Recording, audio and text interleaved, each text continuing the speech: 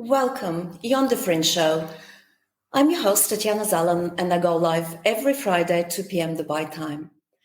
The Fringe helps you to understand the rapidly changing world and increase the odds of your success. Here we discuss technology, entrepreneurs, startups, and mental models of successful people so that you too can take advantage of the opportunities in the new digital world. Today is my show number 29. It's an update on CBDC. If you want to check out, there is another video that I posted some time ago on central bank digital currencies or CBDCs. What will happen with CBDCs in 2022? What is the innovation? Is this the innovation that will help probably with the adoption of cryptocurrencies like some people would believe, or is it nothing less than a tool for government control? And in this episode, I will be focusing specifically on a very long anticipated white paper by the Federal Reserve, which is called Money and Payments. There are lots of misconceptions surrounding the central bank digital currencies. And just to illustrate that, I've got here a paper from Ripple, the company that owns XRP, developed XRP, one of the top 10 cryptocurrencies. And they call this paper The Future of CBDCs. And one of the first statements that they're making about CBDC is what is a central bank digital currency.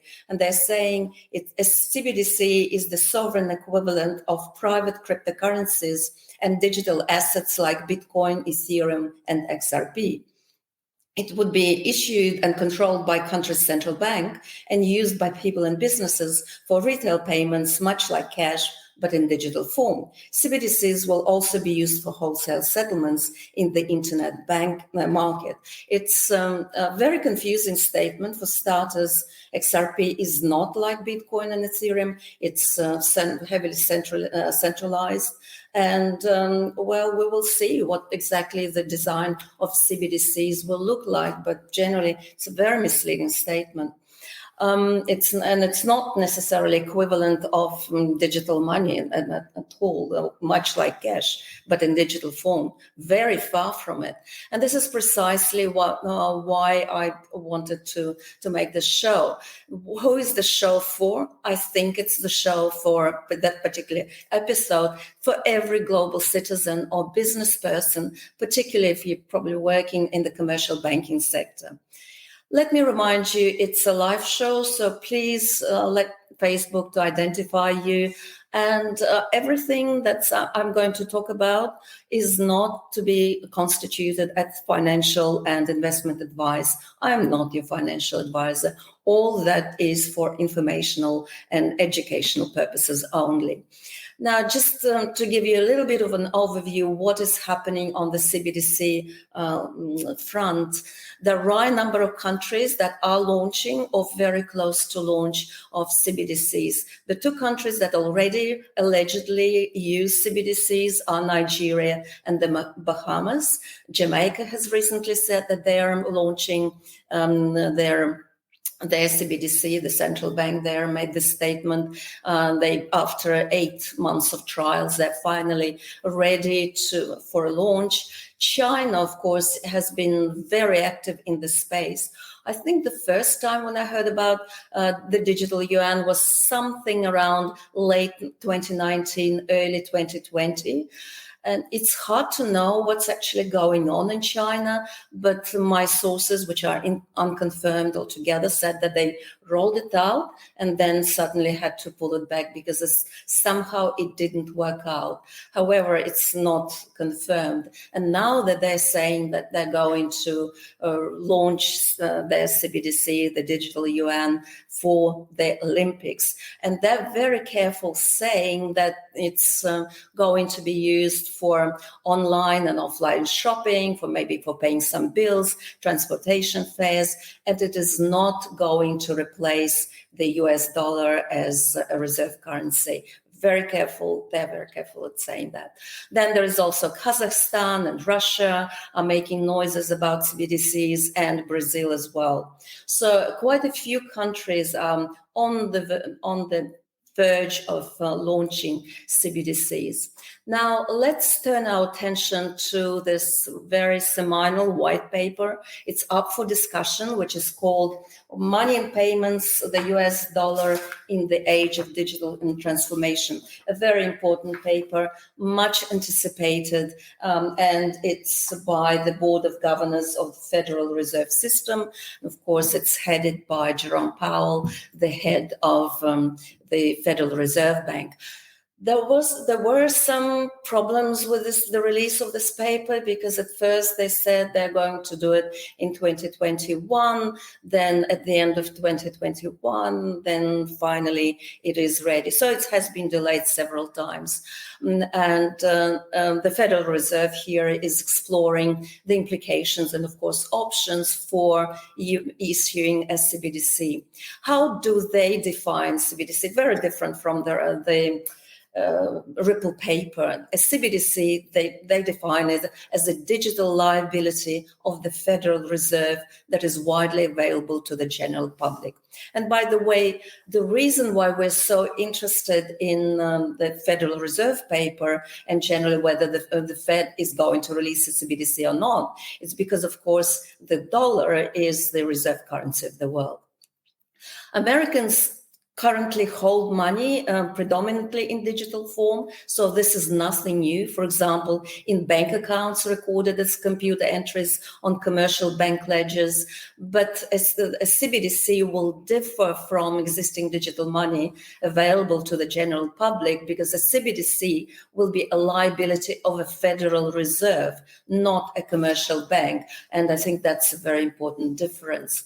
The paper starts very well with explaining what types of money exist in the system and how CBDCs fit into the existing system. So the first type of money is central bank money, which is the liability of the central bank. In the US, central bank money comes in the form of physical currency issued by the Fed and digital currencies, which are held by digital balances, rather, which are held by commercial banks at the reserve. And physical currency has this legal tender status in the United States. So that's the first one, central bank money. The second one is commercial bank money, and it's the digital form of money that is most commonly used by the public. Commercial bank money is held in accounts by commercial banks. And finally, there is non-bank money, which is digital money held at balances at non-bank financial service providers. These firms typically conduct balance transfers on their books using a range of technologies, including mobile apps. So companies like Visa and MasterCard and Stripe and PayPal, all of those will be probably fitting into this non-bank money category. They, in this paper, they also discuss the benefits and risks of a CBDC, probably more about benefits they talk than about risks, but we'll get to risks as well. So as CBDCs can potentially offer a range of benefits according to them. It could provide households and businesses very convenient electronic form of central bank money. It gives entrepreneurs a platform on which they can create new financial products and services. It supports faster payments, faster cross-border payments in particular. It expands consumer access to the financial system. They will not require deposit insurance to maintain public confidence, and will not depend on backing the currency with underlying asset pools to maintain its value. So it's quite safe. They consider it's quite safe with no associated credit or liquidity risk. But there are, of course, certain risks as well, and they spell them out too, that it might affect the financial sector market structure, and we do not precisely know in what form. It will affect the cost and availability of credit, the safety and stability of the financial system, and the efficacy of the monetary policy as well. As you probably mentioned, observe, they didn't really talk about cryptocurrency as a form of money, but they do devote a section to cryptocurrencies and stable coins, saying that cryptocurrencies is a technical innovation. These are digital money or digital assets with money-like characteristics. These cryptocurrencies arose from a combination of cryptographic and distributed technologies, and they provide a foundation for decentralized peer-to-peer payments. Cryptocurrencies have not been widely adopted in the US, according to this paper, and that's pretty understandable because they are volatile, they're difficult to use without service providers. So for ordinary person, they're difficult to use. They have severe limitations on transaction throughput, which is a very valid argument. Many cryptocurrencies also come with a significant energy footprint. There's a lot has been said about Bitcoin and its proof of work consensus mechanism, and make consumers more vulnerable to loss, theft, and fraud. They do mention stable coins as well as a particular innovation and a recent incarnation of cryptocurrency. These stable coins peg their value to one or more assets, such as sovereign currency. It can be a commodity, or it can be a basket of other cryptocurrencies. Stable coins, which are pegged to US dollars, are predominantly used today to facilitate trading of other digital assets, but many firms, many startups are exploring ways to promote stable coins for payments as well. The Fed are not very open about the technological experimentation that's going on because probably they're still undecided as to what design, what architecture a CBDC will have. So they continue to explore a wide range of options according to the paper, but they particularly focus on a number of characteristics that according to them, a central bank digital currency should have. It should be privacy protected, intermediated, widely transferable, and identity verified according to the paper. The Fed is now engaged in a number of experiments related to digital currencies. Some of these experiments leverage existing technologies and systems. So the board's technology lab in particular is running a number of experiments. They're also exploring a design which could leverage new technologies, particularly DLTs and blockchains. And they are running a number of experiments there with the MIT Digital Currency Initiative. And of course, they're also considering the use of DLTs for wholesale payments and interbank settlements. This is where DLTs, distributed ledger technologies, can be used. Now, because they're not very specific on how exactly they're going to design to architecture CBDC, it's very good to go to actually the source of it and look at one paper that I found that's by Raphael Auer and Rainer Bohm. One of them, the first author, is from BIS, Bank of International Settlements, and it's called The Technology of Retail Central Bank Digital Currency. It's in the public domain. They've done a very good job at explaining how the three architectures of CBDCs might look like. The first one is what they call indirect CBDC, and that's a claim on the intermediary. Intermediaries onboard or KYC retail customers and handle retail payments. So the central bank will handle wholesale payments. That's the first architecture. The one that many people are talking about right now are the so-called direct CBDCs. And direct CBDCs are a claim on a central bank. This is how actually the Federal Reserve defines a CBDC. So intermediaries or central banks, so both intermediaries and central banks will onboard customers, do their KYC, and the central bank will handle retail payment. And then finally, there is a hybrid CBDC, which combines elements of both.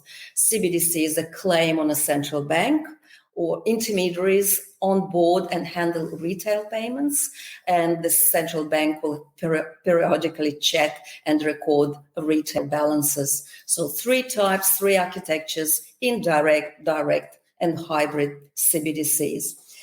In this paper, there are a couple of other very interesting points that they make, particularly which refers to the infrastructure and technology underpinning CBDCs. And this is what they're saying, because transaction throughput is a really real issue in blockchains, and will be a real issue for central banks as well. For the central bank, the indirect CBDC implies transaction loads which are similar to those of today's system. So no problem with that. But if you're considering the direct CBDC, that would require massive technological capabilities, according to the authors, because central banks will need to proceed a huge volume of transactions similar to any credit or debit card company. The hybrid CBDC architecture is more complex to operate than indirect, as the central bank does maintain retail balances. Nevertheless, it could be implemented at a scale using today's technology. So that's the technological commitments that some of the banks will need to do.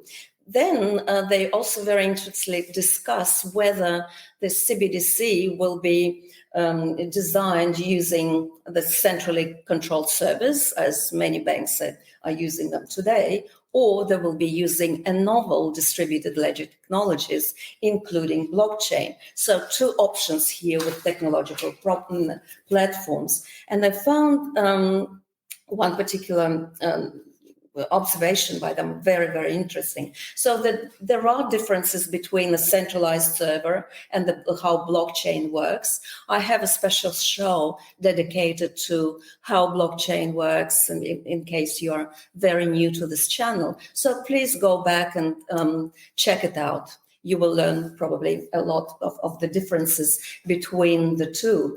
And the problem, no, it's not the problem, but it's just a characteristic of any blockchain, is that it has many, many different nodes, sometimes thousands of nodes, because it is distributed, and these nodes have to agree on the state of the system, and that takes time. And this is precisely why the consensus mechanism has got certain limitations in a distributed, decentralized environment. It takes, quite simply, a very long time to confirm transactions. So just to give you a little bit of comparison, what Bitcoin, Visa can do 1,700 transactions per second, Ethereum does 30, and Bitcoin is even less. Ethereum 2.0 is claiming to be able to do 100,000 transactions, but this remains to be seen. So the authors make this interesting comment that the overhead needed to operate the consensus mechanisms is the main reason why DLTs have low transaction throughput than conventional architectures. Specifically, these limits imply that current DLTs could not be used for the direct CBDCs, except in very small jurisdictions, given the probable volume of data throughput. So clearly, the current technology, if we're going the distributed way, which also ensures privacy, cannot be had given the current level of technology. So for direct CBDCs, it's not going to work, at least not just as yet. Now, the Fed paper is not very explicit about risks, and I thought it will be interesting and very useful to know what are these risks that they don't talk about. Thanks to Finextra, they do outline these risks in a bit more precise way, more detailed way. Firstly, there is an economic risk, and the key risk here is inflation. CBDCs can be created at the press of a button and distributed widely, inflating the money supply without any corresponding increase in the GDP. And we have seen this with quantitative easing. Then there are operational risks related to outages and cyber attacks. To the fact that if it's a centralized design, then there is always one point of attack. Financial risks as well. Financial risks here include exchange rate risks and high lending costs as well. But most importantly, there is also risk to human rights because it can be used as a tool of surveillance and control. Governments can put an expiry date on CBDCs, they can limit what you can hold, they can vary interest rates and prices depending on who you are. They can prevent certain purchases and automatically deduct fines, for example. So money could be made programmable. And combination of this CBDC and digital identity is a particularly high risk. When money is programmable, then use of funds may be conditional on some attributes pertaining to a digital identity. The government can simply directly control how you spend your money. And let's bear in mind, there is absolutely no monetary reason to combine CBDC with digital identity. Are there any dissenting voices there, including in the US government? Yes, there are. Tom Emmer has just recently introduced a bill prohibiting the Fed from issuing a CBDC directly to individuals. And he explains it in a series of tweets and in other channels why it matters. So it's almost a direct verbatim quote from Tom Emmer. He says that any CBDC will need to comply or rather address a number of concerns. It has to ensure financial privacy, it maintains the dollar dominance, and cultivates innovation. So these are three principles underlying any policy, US digital currency policy. And he's saying that CBDCs that fail to adhere to these three basic principles could enable an entity like the Federal Reserve to mobilize itself as a retail bank, collect personally identifiable information on users, and track their transactions indefinitely. Not only does this model raise a single point of failure issues, leaving Americans' financial information very vulnerable to cyber attacks, but it could also be used as a surveillance tool that Americans should never be forced to tolerate from their own government.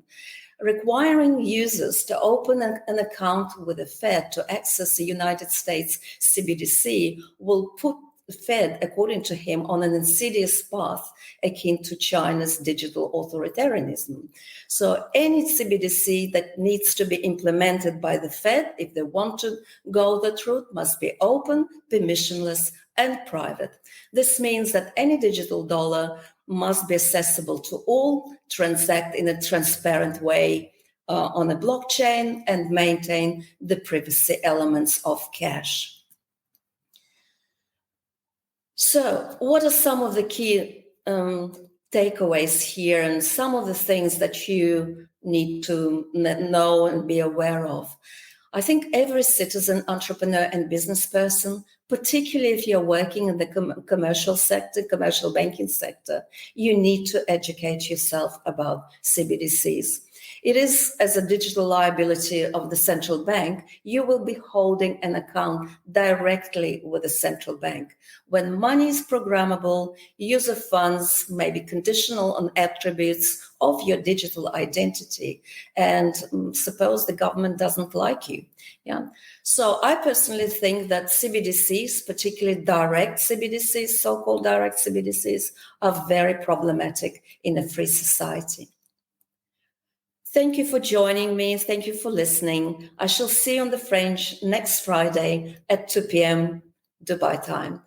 And now it's time for some music.